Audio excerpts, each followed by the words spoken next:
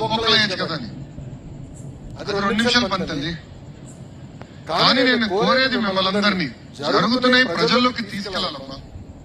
ఎట్లా అడుగడుగున మహిళలు అవమానిస్తూనే ఉన్నారు. 2019లో 19-20లో నేను మాడితే లోకేష్ కి చీర గాజులు పంపిస్తానని చెప్పాను. అంటే మహిళల్ని కించపరిచే విధంగా కాదా? శాసనసభ సాక్షిగా మన తల్లిని అవమానించలేదా అన్నాడు. అంటే అడగడగన అవమానించాడు, అడగడగన ఇబ్బంది పెట్టాడు. ఇప్పుడు కూడా మారలేదు. కానీ అదే తెలుగుదేశం పార్టీలో ఎవరన్నా భారతిరెడ్డి గారి గురించి ఒక్క మాట అట్టి తూలితే ఇమ్మీడియట్ గా యాక్షన్ తీసుకుంటాం. దానికి కారణం ఒకటి, ప్రజలు మన దగ్గర నుంచి మంచి పరిపాలన కోరుతున్నారు, సుపరిపాలన కోరుతున్నారు, ముందరికి నడిపించేందుకు కోరుతున్నారు.